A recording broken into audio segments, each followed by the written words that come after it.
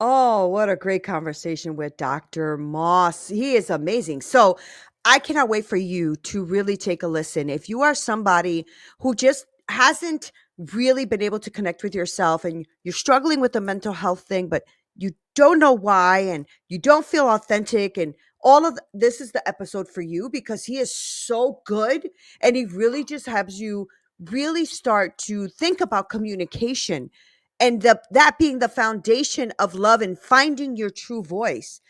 I mean, this was a really powerful conversation about profound healing and having authenticity and knowing who you are and tapping into what makes you truly human. So I cannot wait for you to listen to this, contact him, work with him, grab his books, all that great stuff. Because when somebody comes on here to drop knowledge, to grow, challenge, and transform your thinking, you guys need to pay attention. All right, here you go.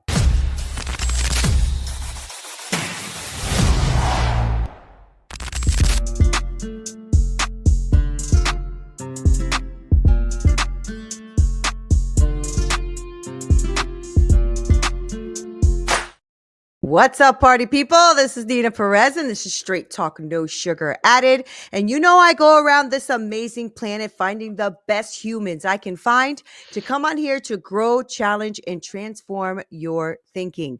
So today, I am so honored to welcome a truly transformative voice in the mental health space. And I love what he's about. I was reading his bio. I'm like, wow, this guy is the real deal. This is Dr. Fred Moss. He is a psychiatrist and mental health advocate and the founder of Welcome to Humanity movement, which is all about helping people rediscover their authentic voices. Now, over his career, y'all, he has cared for over 40,000 patients. Okay. This is when I say somebody is for real, for real. Like, that's a lot of work. Okay. He has authored two incredible books and has created courses that help people go from silent to impactful communication. And you guys know that we try to really just bring forth different ways of thinking and things that maybe you haven't thought about. And Dr. Fred believes that communication is the foundation of love and that finding and sharing your true voice can lead to profound healing. So, I wanted him here because I love conversations like this where you can really teach us something, Dr. Fred, because communication is lost. And I'm sure you're probably seeing maybe some trends, whether it's coming back or not sure. But I know that throughout the years, I just feel like it's been dwindling, especially with texting and social media and all that kind of stuff. So, Dr. Fred, welcome to Straight Talk. How are you? It's great to be here. Thanks, Nina. Yeah, you bring up some really great points about communication, and it's funny, people talk about me teaching, but I'm not really teaching. I'm really helping you rediscover what you already knew. Mm, This is not something new that communication is at the center of healing. This is all that we do. This is all that's important. This is where we strive to. This is who we who we long to be with is people who we can connect with, people who we can communicate with. The whole point of a podcast, in fact, is to put us together so that we can connect.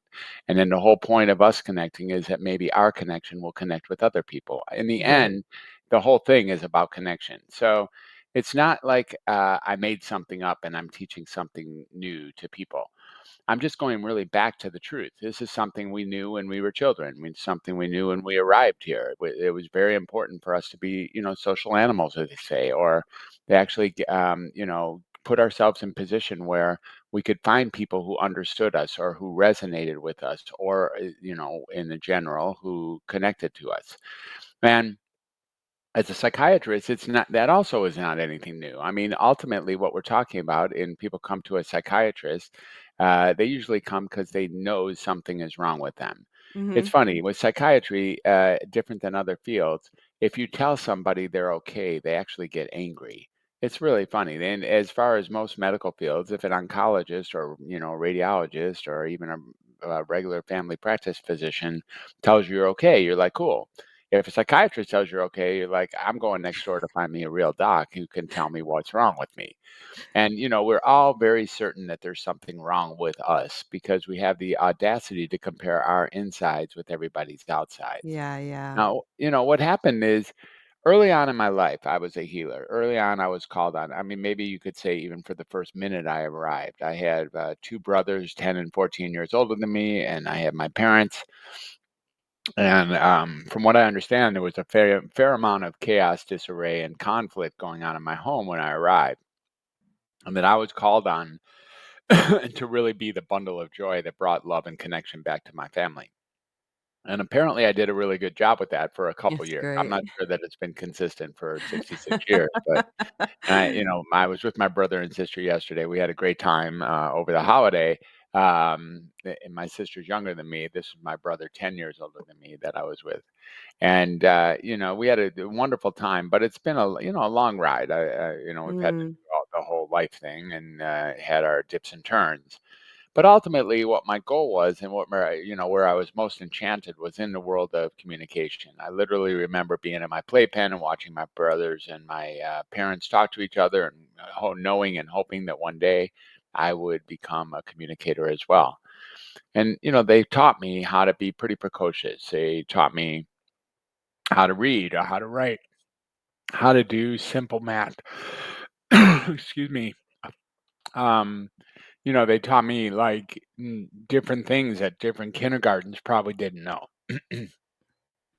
So when I arrived back in elementary school, I knew more than a lot of people about like the world. I knew a little bit about sex, a little bit about drugs, a little bit about rock and roll, a little bit about war protests, a little bit about writing and reading and love it. math and the whole thing.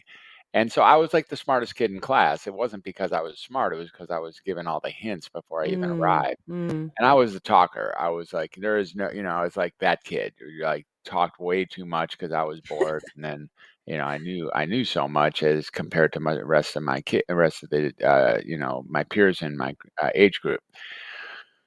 But I really just wanted to communicate. And every time I talked, I would be told to sit down, be quiet, and do what the teacher says, and do it just like the teacher. And that just seemed Mm. like the last thing from an open discourse. But it was frustrating. And no elementary school teacher has ever forgotten having Fred as a student. I'm quite sure of that. And I went through school with that process, just continually like looking for instruction and direction on how to communicate. And it wasn't going to happen in elementary school.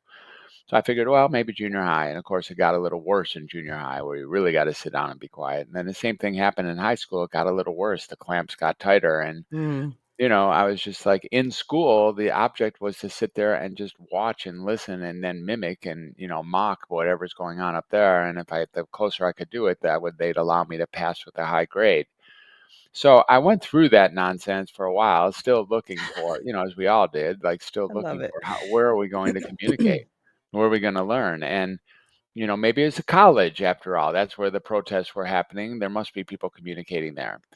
And so it was only 40 miles down the road, and they had really beautiful football helmets. So I decided to go to the University of Michigan. And I went there for like a year and a half, and it was in the engineering department. I didn't even know what an engineer was when I entered that school. I thought it was a dude on the back of a train. It was like, I don't know. So I lasted for like a year and a half, and then just dropped out because communication wasn't going to happen in school. I got on a Greyhound bus and I came all the way here from Detroit. I'm actually in the city right this very second where I came to at that time. I'm in Berkeley, California as we speak, and that's where I took the Greyhound bus all the way from Detroit, where I was living then, and Detroit/Ann Arbor, all the way down here to Berkeley so I could find myself. And it is kind of wild that this is the city. No kidding. I'm sitting in the middle of Berkeley, California, and that's where I came. And I stayed in the youth hostel for much of that summer. I learned a whole lot about who I was, and, find myself is what my goal was. And I did find a lot about myself in an unsustainable way. And my family encouraged me to come back to school, so I could get a real job or something like that, I guess. And so, Yeah. back to school I went because there was this new industry opening up, and my family thought I had the aptitude for it and I should try it. And the name of the industry was computers. So the only computer that was out there in Michigan was at the University of Michigan. So I had to re-enroll and re-register back into the University of Michigan. And they let me in kindly, and all of a sudden I was working in that computer lab. It was a big 2-acre facility every day. Punch cards and batch jobs, Fortran, COBOL, the whole thing. And it's like I'm not doing this for the rest of my life either. So I lasted for a term or two and I discontinued and I left and dropped out one more time. And, this time when I dropped out, I promised that I would never go back to school again. Never, never under Mm, any conditions mm. go to university. Um, Why and did my you just family's like, well, mm. No, go go ahead. ahead. No, no, I was gonna say Yeah, that that's so interesting, right? And, because you're a psychiatrist, so I was you probably were leading there. I was just wondering, like, why out of all the communication ways you could have went, why psychiatry, right? Because you yeah, could have been a journalist, you could have been a lot of people communicate in sure. different ways. So you were probably going there, but I was just very Yeah. curious. My brain was going there. Yeah, no problem. So, when I dropped out and said that, my mom said she was okay with that, but you got to get a job. Moms, they say stuff like that. So I Yeah. was like, okay, Say stuff like let's see what we can do. And she had got me some applications for civil service jobs, and there was two jobs available. One in the unemployment office, and as a like working behind the desk or something, mhm. and the other one was a child care worker at a state mental health facility for adolescent boys. And that one was coming on a little bit sooner. That one had 3 weeks orientation where I get paid full time. And I was like, well, 3 weeks orientation, getting paid full time. I could take three paychecks, buy myself a Volkswagen, drive around the country, and figure out what my life is about. I don't ever have to even go onto the floors. And that's what my full intention was during orientation, during all 3 weeks. Just sit there, doodle, hang in there, get myself three paychecks, and buy a car. That's so Um, funny. on the fourth week, my friend Paul, who was orienting with me, he's like encouraged me to go up to the floors. And we went up. I was really afraid that Monday morning, and we went up to the floors and did what we did. And it kind of like sort of washed over me. I was interested. I lasted anyways. I didn't get beaten up. And a week or two later, I was still there, and I was kept on thinking the same thing, which is I'm going to quit in 3 weeks. And each time I, went back to work, it was like I'm going to quit in 3 weeks, and no, one more week of paycheck, one more week of communicating, because this is where I really learned that Mm, communicating with these kids was the heart of the action was. And these kids weren't really kids; they were 6 or 7 years younger than me. They're just human beings caught up wherever they were caught up, just like we all are. And it wasn't even clear who was in the greater, who was being confined by more us or them. But so. Um, I really learned how to communicate over those next several months, and I really learned how to be a pretty good childcare worker. And over the next, several years, I stayed on as a childcare worker, eventually realizing that I didn't want to retire as a childcare worker. And the thing I hated about that job was psychiatry. I hated the future of psychiatry. I hated the way the psychiatrists manage that. I hated the way that, we'd call the psychiatrist and they'd interview the child. Like Timmy and Tony would be in a tussle, or Jimmy would be up too late. We'd call him. He'd interview the child for a few seconds and interview us for a couple more seconds, and then go in the nursing office and write something in the chart. And then we'd have to go retrieve the child and hold him down against his will and jam him full of some injectable antipsychotic, mm, mm. anti-anxiety cocktail. And if he was in a stupor for the next day, we would call that a success story. And I just saw the future and just thought that's not what I'm about. So I'm going to go in there and teach communication and be that kind of guy as a psychiatrist. And my brother was already a psychiatrist, my 14-year-old brother. And I knew that there was a pathway, and I knew how, sort of how to do it. So back to school I went to finish off my undergraduate degree. And fully intending to be a psychiatrist, I applied to many medical schools and got accepted at one in the middle of Chicago, Illinois, called Northwestern University. And I had a great time in Chicago for 5 years. And again, learned how to communicate in the streets of Chicago, not so much in medical school for sure.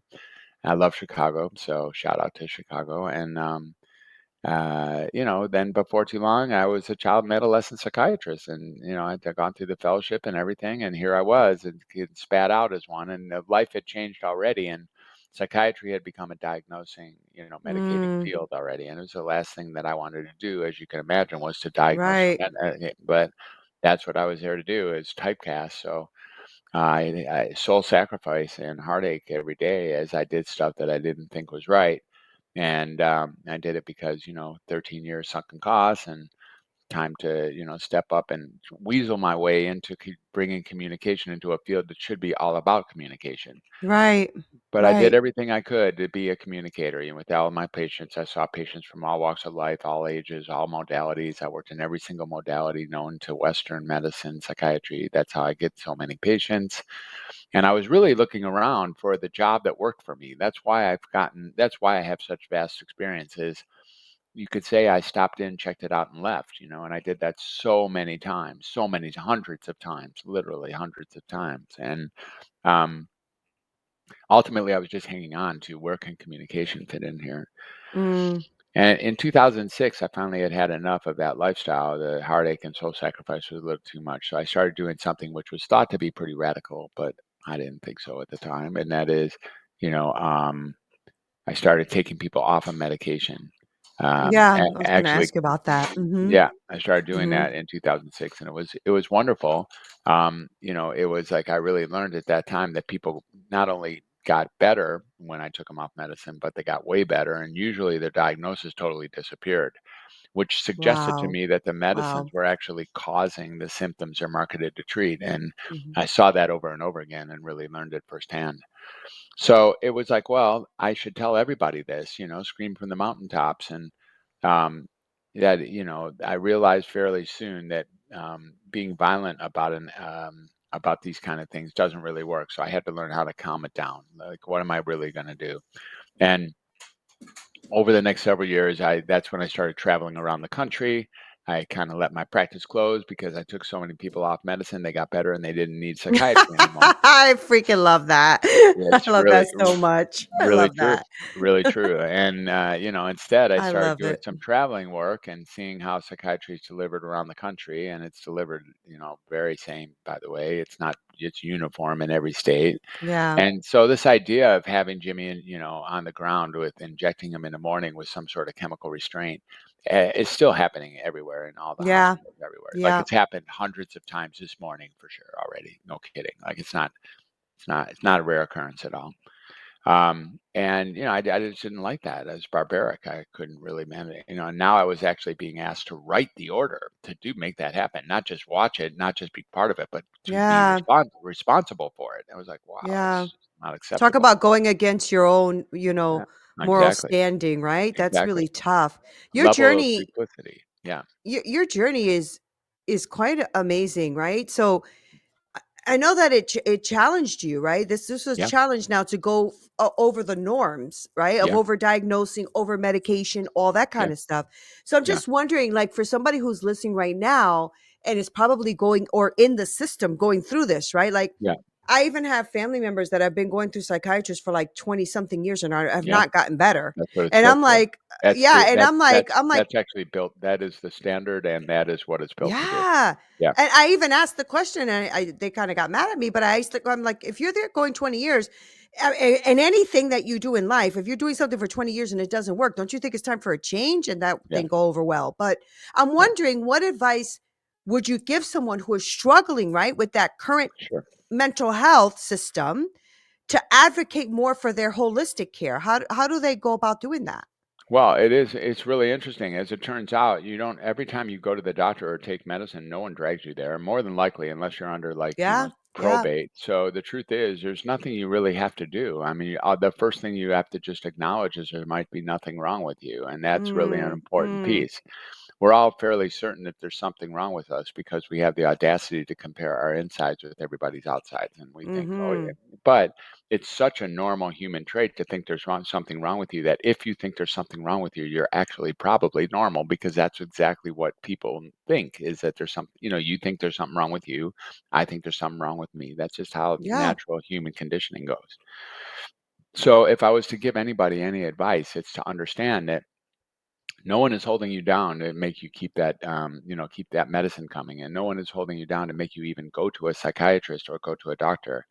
So when I can work myself out of a job, that's a success story for me.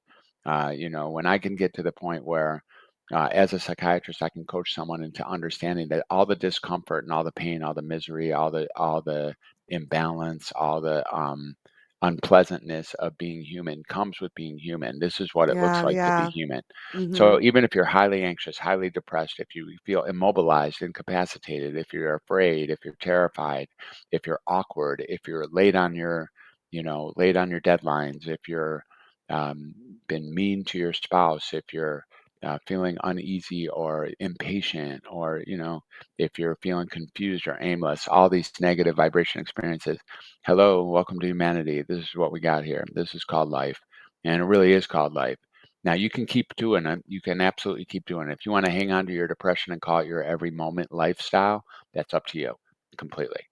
Is there Mm. 100 reasons to be depressed? Oh, yeah. Oh, yeah. Are there Yeah. 100 reasons to be nervous? Mm, oh, yeah. Are Yeah. there 100 reasons to be terrified? Mm, Of course. 100%.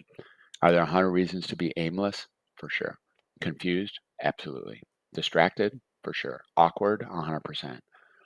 You have all your reasons. There's no problem. And once Yeah. you get that experience, you can hang on to it and call it yourself if you want. But there are Mhm. really tools and practices that can release you from calling that yourself. That's one of the choices of life. You pick on the nasty stuff going on and then become that and be all about that and have that be who you are. You have that choice. Or you can really release yourself from that, no kidding, without using medications, which actually don't do it. Medications perpetuate, they induce, Yeah, they yeah, yeah. increase, they actually cause the symptoms they're marketed to treat. This is Wow. really, really interesting to get that. Now, it's not like medicines are evil. You didn't have to take them. Medicines aren't evil. They're like benign. They're like inert. Right, right, right. It just They're is, right? They they're just just a are. thing. Uh-huh. Uh-huh. You don't get mad at Uh-huh. rat poison, and Mhm. it does what it does. Right. And so, if you really got in the first point that your discomfort, your imbalance, your dysfunction, your difficulties do not mean there's something wrong with you, then you won't have to go to a psychiatrist to get yourself fixed. And if you do go to a psychiatrist, you can bet 100% that you're going to get a psychiatric diagnosis that day. Why? Because psychiatric insurance doesn't pay for well patients. So a doctor needs to give you a secondary diagnosis, a primary Wow. diagnosis. So you're going to get one, whatever it is. And he could say, on that first visit, you have a psychiatric diagnosis. And, they're going to say, well, water it down. We give you a broad one, like adjustment disorder is the most common fudge factor out there in the psychiatric field.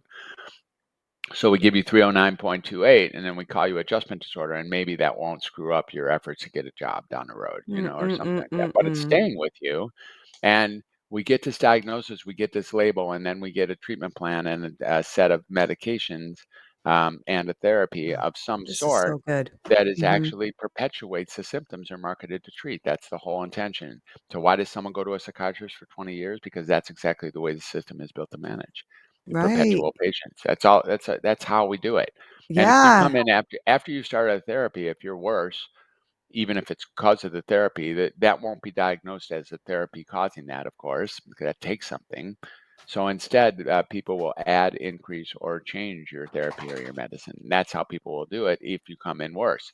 No one will think, okay, let's stop the treatment altogether and see if you get better. That isn't how we think. We think about adding, increasing, and changing the Yeah, treatment. yeah. Wow. Wow, wow, So, wow. yeah. You dropped so much knowledge. Oh my God, my brain is gonna explode. Okay. Now I know that in your book, Find Your True Voice, you Mhm. emphasize like creativity and self-expression, right? As this Mm. path to healing.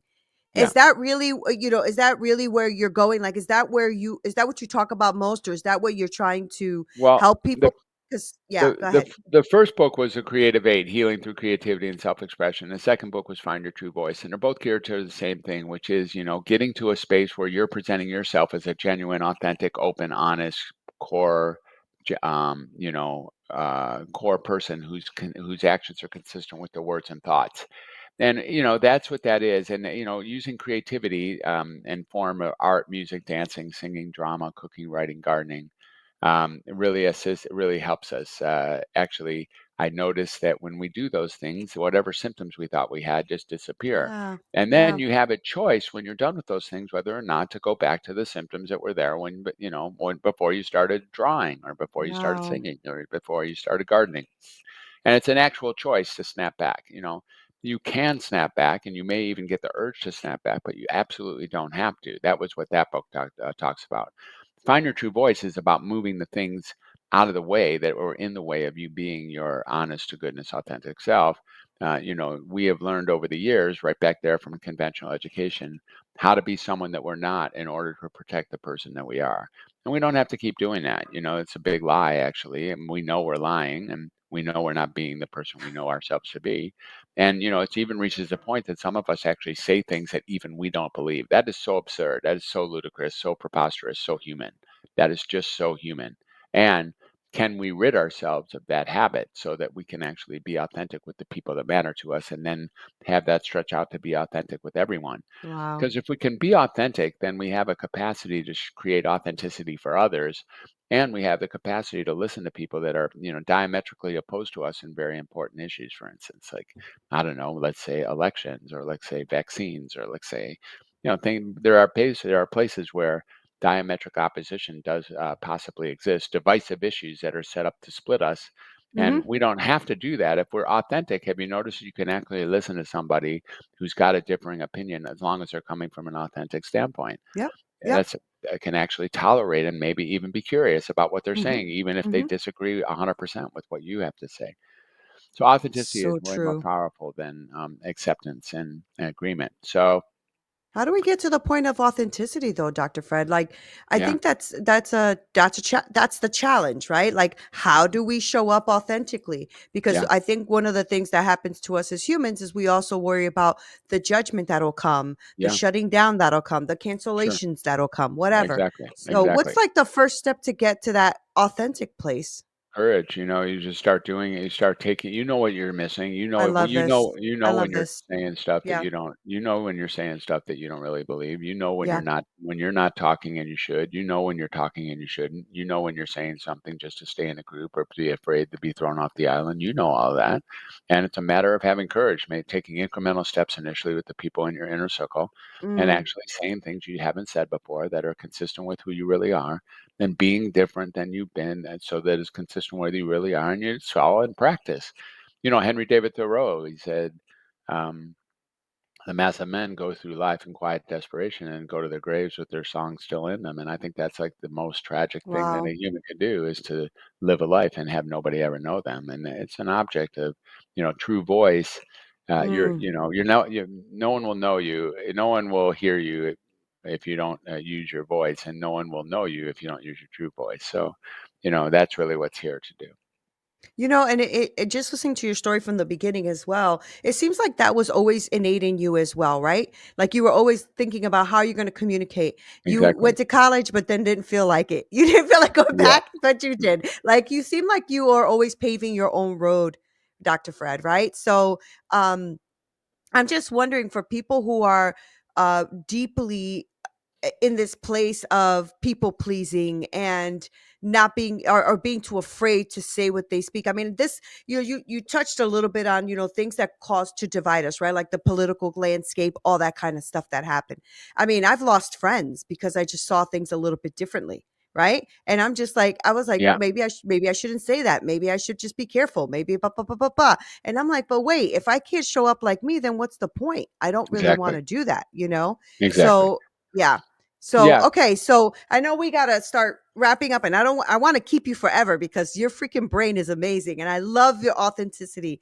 Thank you. So, I just want to like wrap up by having people know how do we well, first of all, do you work with people still, or do you just Yeah, travel the world and I do okay, some coaching, but I'm really looking for creating community these days, and large scale coaching. Because the message is clear, pretty clear, and it hits people exactly what we already knew. Little Freddie knew it when he was 3 years old in the playpen, and you know it too since you were 3 years old. I'm not saying anything that any journals could actually teach us. That's the thing. It's just rediscovering the truth.